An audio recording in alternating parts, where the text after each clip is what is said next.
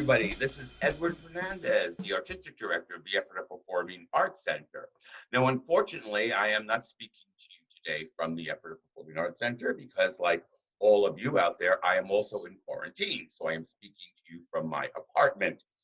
And I figured since we're all sitting around and I wanted to do something, so what I came up with is to do a little bit of a chat show since I've been in the Lancaster performing arts scene for 30 years. I know practically everybody. So this might be a time, a couple of times a week, once a week, maybe twice a week, depending, where we can chat with somebody who's been in the Lancaster performing arts scene.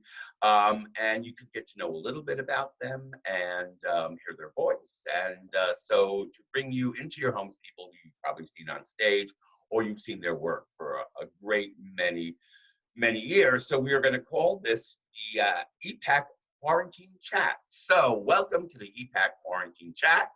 And now for my first guest, my guinea pig, so to speak, the worm turns here because I'm going to interview somebody that's been interviewing me for many years, several times a year, Ms. Jane Holahan from the Lancaster Newspaper, and she has been reviewing theater for a very long time. So welcome, Ms. Holahan, to Edward Quarantine Chat. Thank you for being Hi, it's great to see you. It's great to see you. You have been writing, I know you've been writing about the performing arts, like you've been reviewing and doing publicity pieces and news pieces all about the arts for a very long time. What else do you write about? Do you write about anything else? Well, I used to be a more general reporter, and I would do like soft news stories. I sometimes, if there was a big breaking news, I would join in with the team when I worked at the New Era. But now I mostly write about theater, but I also write about art and concerts and community gatherings.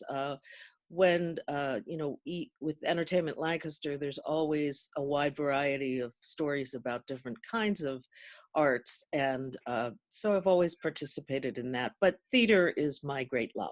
So. Now, I want to go back for a second. You said the New Era. For those of you who don't remember, we used to have 3 newspapers in Lancaster, and as a theater person, that means you would get 3 reviews per show, which was fantastic. You had the Intelligencer in the morning, and you'd get a review. Then you'd have the New Era in the evening, and then you'd have the Sunday paper, right, which was the arts editor was Ruth, who we'll talk about later. I don't want to mention him. And so you get 3 reviews. Now it's down to 1. So you are now like the only one, and you and sometimes a Merv is if you can't make a show, Merv will write, but you're the only theater critic in Lancaster, am I right? Yeah, I guess basically. I mean, I suppose that somebody else could review if I was out of town and Merv couldn't do it. But yeah, basically. I've had when you're out of town or couldn't do a show, I've had. So we came to Lancaster at the same time, right? Yeah, we did. We did. Yeah. A lot. So like almost the same time. I was here in '87. Me too. And you were in '87 too? Wow. I came in January of '87. January of '87. I think I was '86. I know because I know you reviewed the first show I was ever in an Epac, the Mousetrap. So yes, I remember that. Yes. I remember you coming out in a big mink coat, and it was like really hot because this is before Epac had air condining, and it was stinking hot. And I thought, that poor man, whoever he is. So what brought you here? So what brought you to the job? Did actually. I from Pittsburgh, and I was living in Pittsburgh. I had been a teacher for a year, and found it wasn't my cup of tea. So I moved. What did you teach? Elementary school. I had a 4th grade class, and then I left there and came back to Pittsburgh, moved back home, and became a sub, which was a very scary job. You never knew where you were going to your job. I hated it. But and I started looking I said, what I really want to do is be a journalist. I shouldn't have tried to, because I worked at my college paper and I loved it. So I started looking in the want ads, and I found an ad for a reporter at the New Era in Lancaster. And I came out and uh, did the interview, and I got the job. So I've been here ever And, since. and did you, when you got the job, was it automatically to theater? Did you say you're the theater critic, or were you? Not really. I got a job. Entertainment Lancaster was then, for the New Era, was called Weekend, and I got a job as the weekend writer. And there was another theater critic, Karen Kumler Boyd. I don't know if you ever dealt with her, but she left not long after I started. But for a little while there, we had two entertainment reporters, which was nice. Um, but when she left, I became the main theater critic. Oh, I want to go back for a second. I did say you were the only critics left in Lancaster. I was wrong. Apologies to Mr. Michael Upton, who I think still writes for the Oh, that's right. Yes, Evidence Review. yes, So yes, apologies, Michael. yes. So did you always, so you, and then you came to, and you were just a weekend writer for entertainment, and then gradually just more and more theater took over? Am I Mhm. right on Yeah, basically, that? yeah. Um, I had written a lot of theater in college. That's really when I first got interested in theater.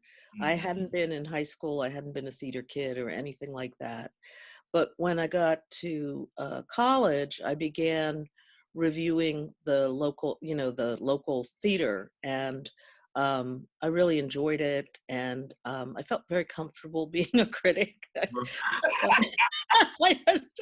It never, it never stymied me. It was like, I this is what I think, Mhm. um, and I really enjoyed it. And Lancaster, for its size, has a pretty healthy theater Yeah. community. So Mhm.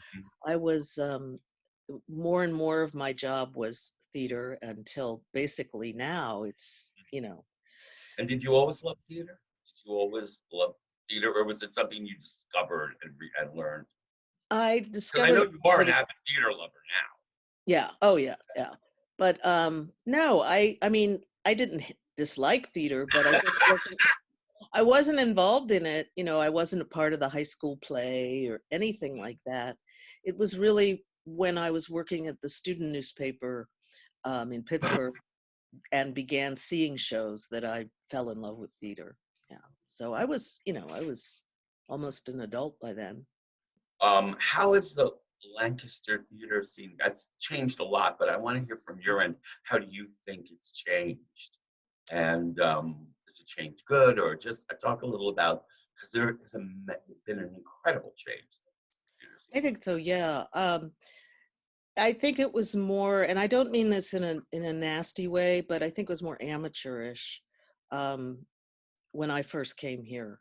Um, there, there were some community theater companies, and they they just weren't up to professional standards, which we expect today. And I think people didn't expect their local community theaters to be great. And then as time went on, Epac, around the time you came, really seriously, Epac, which had been a real hit or miss place because there were different directors, and it was like really hit or miss. I mean, you could see some great shows, and then other times you could see something that just stank. So EPAC became much more consistent, much more daring and exciting. And I think the theater company is terrific. And the Fulton had some ups and downs. They had a good professional theater company when I first started working here, and it shared the Fulton with the community theater, with the Actors Company. And again, it was good, but not. There were hit or miss shows, and the same was true of the Actors Company. I mean, that was a real community theater, and they wanted to put on big musicals, and sometimes they were fantastic, and sometimes, they didn't quite work out too well. So I think the biggest change in Lancaster theater is consistency.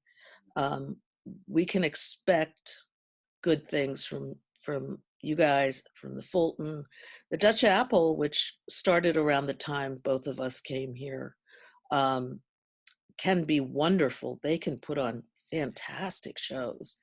Um, and we had more independent, smaller theaters when I first came here, like the Independent Eye and and Co-Motion. Um, and those are, we have Creative Works now, but they don't put on a regular season of shows. So I would love to see some more theaters opening up. There's Susquehanna Stage. Do you think in the Lancaster area that there's room for more theaters? Because it seems like you have so many theaters, and it's not like New York where you have a constant influx of people coming in, Yeah. tourists theater. This is basically an audience is stagnant or whatever. They're here. Mhm. Some people maybe come in and see theater, or but most of our audience is here. And do you think we're just dividing the pie, or do you think there is an audience to support all the theater? Because there's a lot for a city this size. And when I people come here and I talk to people, they're like amazing for a Yeah. small city Yeah. how much theater there is. Yeah. Like, I'd like to think that there's room for it all, but you have a point. yeah, Um, I think fewer people go to the theater these days than they did 20, 25, 30 years ago, yeah, which is a shame. yeah, And but I like to think that if you see something great at Epac, that you're going to be more willing to see something in another theater. But I don't know if that's true. And I know that it's harder and harder to put on shows people haven't heard of. If you put on a popular show like Phantom, you'll get the tickets sold. But if you put on something that's lesser known, it's a challenge. So you have a point there, I think. Yeah. Which yeah. is a shame. Which is a shame. It is. I know that from working in my theater, knowing my audience, there are some diehards that go to everything. I know that there is Yeah. crossover. I know, but they're not a huge group of Yeah. people, Yeah. unfortunately. Um, um, but I think, and I'm going to give a shout out to the Fulton now. I mean, I worked with Fulton under Kathleen Mhm. Collins, and when they merged, when the companies merged, Mhm. and it was very good and nice, and everything. But I really have to give a shout out to Mark, because Mhm. I don't think there was this big vision. They were very content to be like who they were in Lancaster. The vision that Mark has brought, the big vision that he has brought, and where the Fulton has gone, Mhm. is really kind of amazing. I Oh mean, yeah. really And is. and they have the audience. They're gaining Yeah, every year. They're gaining an audience, and I love the fact that they have a studio theater up in the fourth floor of the Fulton, which puts on smaller shows. mm-hmm. And so that's like the artistic side of things, which I love.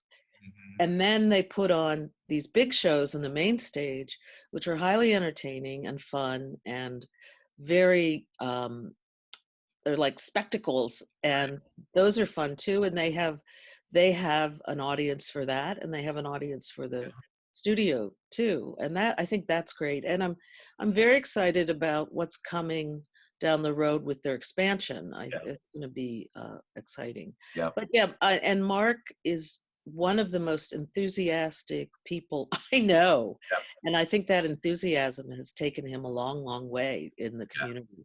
Really has a Yeah. vision, really has a plan. Yeah, he does. He really does. Yeah. So tell me about your most memorable moments in theater. You've seen so many shows. Do you know how many shows you've seen? Did you ever count? Oh God, no. I can only imagine. I've been there for over like 32 years, 33, I get something like that. Yeah, like, Um, and yeah, and you figure I've seen sure. thousands, Yeah, thousands, and some of them it's like, oh my God, I have to see another version of. Yes. I got to admit that. But often I think, oh, I remember when the Dutch Apple was putting on Annie recently, and I thought, oh my God, Annie again?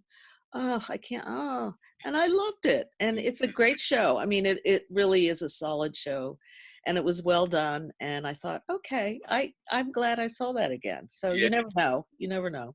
Yeah. But I'll start with I think the worst show I ever saw Okay. was at the Fulton. It was the Actors Company, and it was Wuthering Heights, and it was a stage version of Wuthering Heights, and it was laughably bad. I mean, unbelievably bad.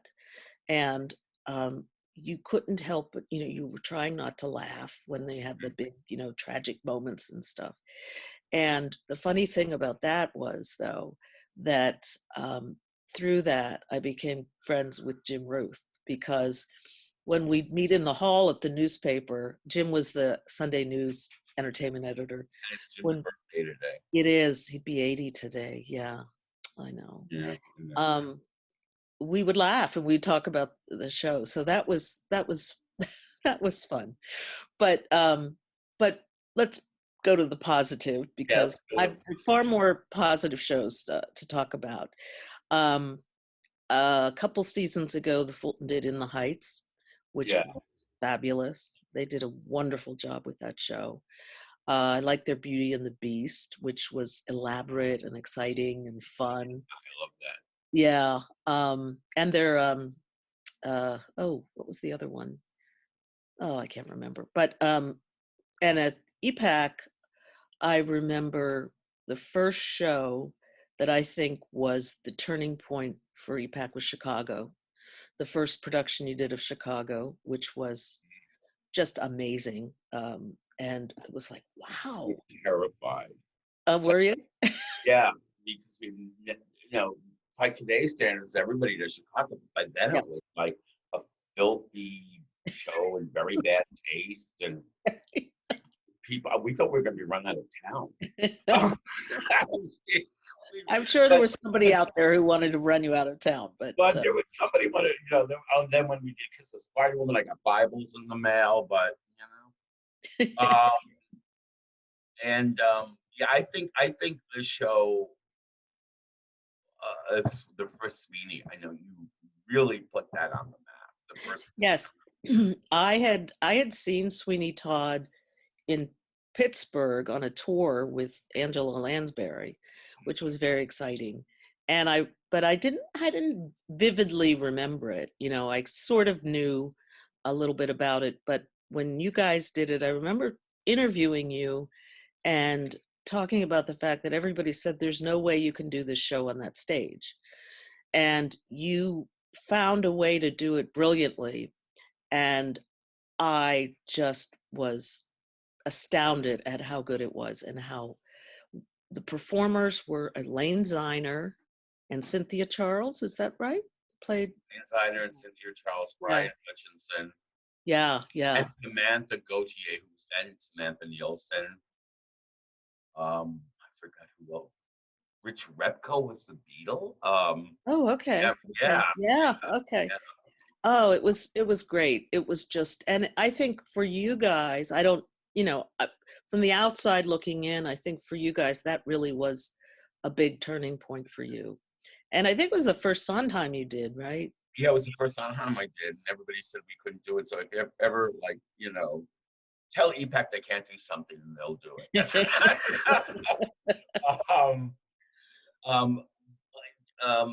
Well, I'm going to tease you a little because, they say an actor never could remember a good review, but remembers every word of a bad review. And that is really true.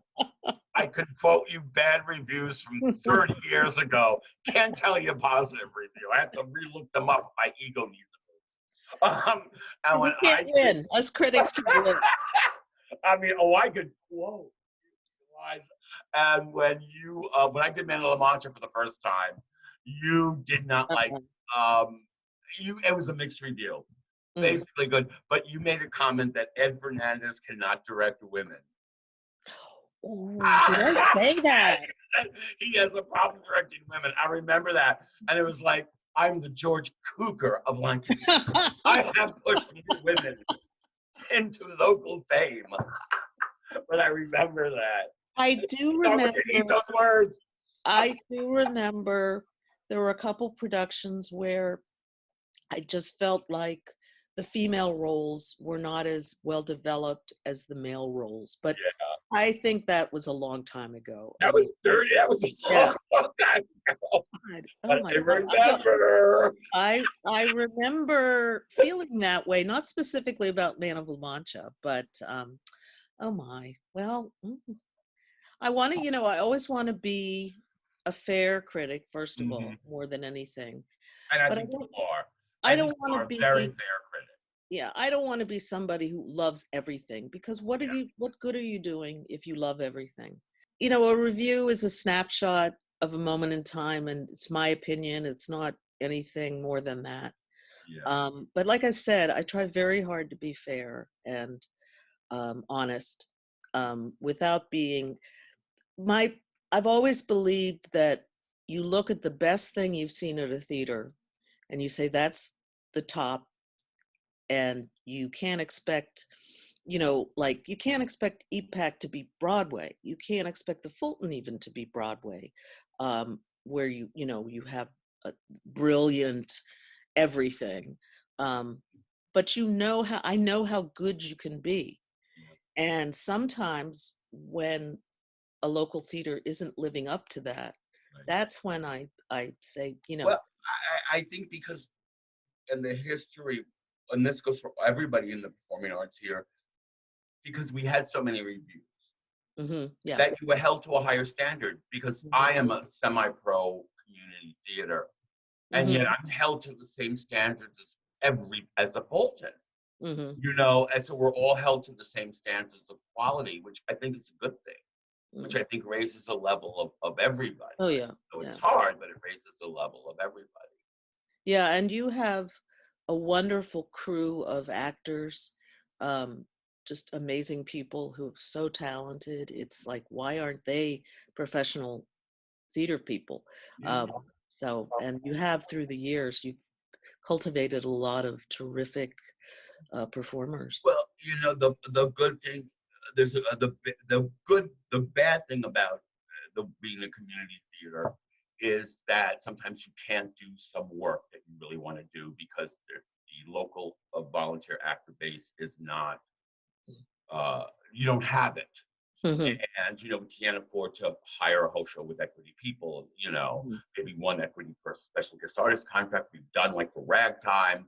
hmm But there's a limit to what we can do. So, but the plus thing about it is I've worked with some of the same people for 30 years. So you develop this like incredible ensemble. Yes.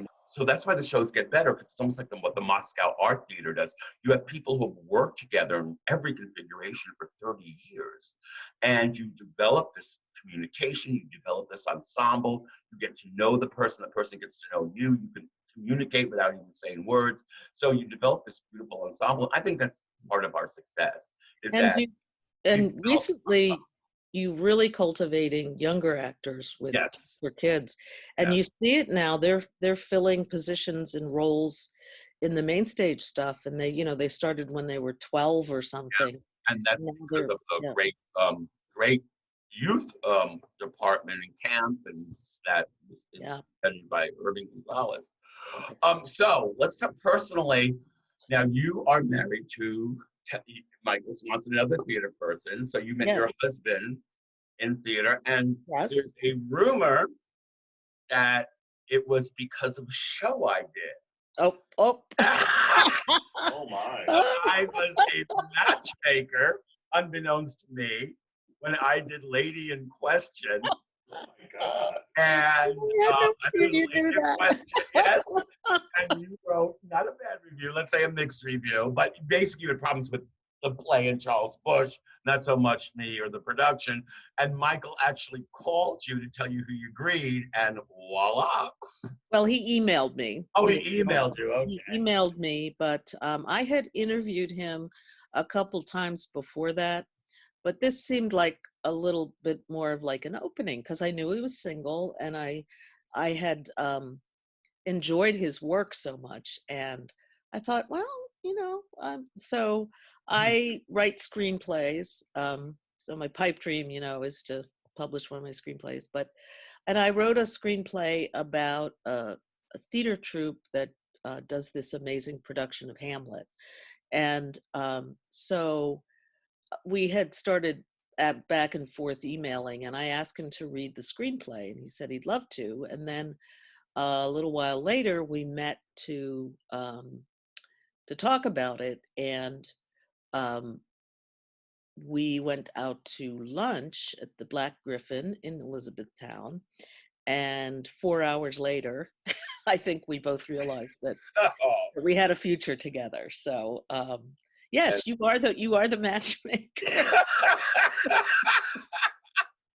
and why am I single? I mean, there's so many couples met at Epac, through Epac, because of Epac, and I'm single. Well, Anyway, Jane, singledom has its advantages, Ed. it does.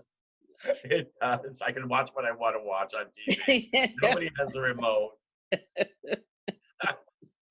I don't have to brush my teeth first thing in the morning. There's just wonderful, wonderful things about it. So how are you doing though, about personally and during this crazy, crazy, crazy? Well, I was laid off by the paper. I'm We're hoping sorry. it's temporary until theater gets back, but I don't know. But I sure hope so, because I'd I hate to hope so leave too. the theater scene here.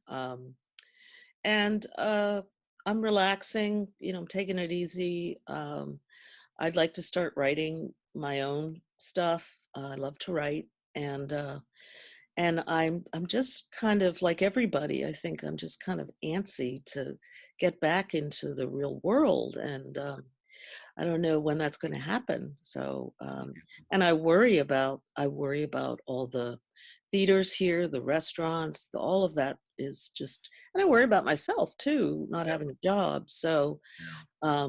yeah, it's kind of a scary time. I'm not so much scared about getting the coronavirus because I never leave the house, but I am scared about the future. So, yeah. Yeah. Well, it was wonderful chatting with you. Wonderful chatting with you, Ed. Wonderful chatting with you. Thank you for being our guest on EPAC Quarantine Chat. And thank you so much. And be well. I'm sure I'll talk to you soon. So I be so well, hope be so. safe. Love to You too. Michael, who's very, very good director. Oh, before we go, I do want to do a shout out to Jim Ruth. Oh, yes, yes. Because today is his birthday, which I did not know until I saw a post that Murph had posted. Yeah, And we're his actually 80th. talking on Yeah. his birthday, so everything is gratuitous and serendipity. Jim Ruth was the arts editor for the Sunday, when the Right. Sunday stood a standalone. Was the editor for Sunday paper, and you and him were rivals. We were. Or Yeah. I, Um, I remember I couldn't give you, if I gave Jim would not print something if you knew it first, so I had to, yes. rivals, and then you became fast friends. Yeah, especially after he retired. I mean, we were friendly. Like I said, seeing theater productions, like whether they were amazingly good or amazingly bad, sort of that what we bonded over. But yeah, when he retired, we just became incredibly close and good friends, and I miss him every day. He's just an amazing man. And I remember when you had at EPAC, you had a memorial service for him. And I remember thinking, well, I am much more hurt than anybody else because I'm such a close friend of Jim's. Well, then I get there, and so many people felt the same way, Yeah. that he's one of my closest friends. He was just that kind of amazing person, kind, fun, um, and just very, very nice man. And he And he interviewed me for Sweeney Todd, and when I worked at Boscov's in the restaurant, and he that's when I first got to know him. And then when he retired, he was president of our board for a long yeah, he was. time. Yes. And that's when I really got to know him. And he boy, if anybody loved the arts and theater, it was him. Yeah. Fanatic about theater, like saw Yes. everything, just loved it. And and he was, and we've talked about this, that he would be going crazy right now, because if there's ever an extrovert who Yes. loved to be around people, it was Jim Root. Yes. And Absolutely. loved Absolutely. talking, loved theater, loved being around people, loved the exchange between people. He would be going nuts right He now. would be. He would be. We'd be Zooming all the time. I totally Zoom. My stock in Zoom because of Jim Root. But Jim, we love you.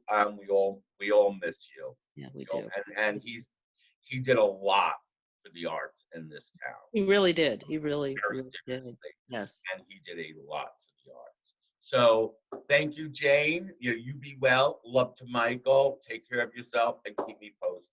I Okay. will. Love to you too, Ed. Thank you. See ya.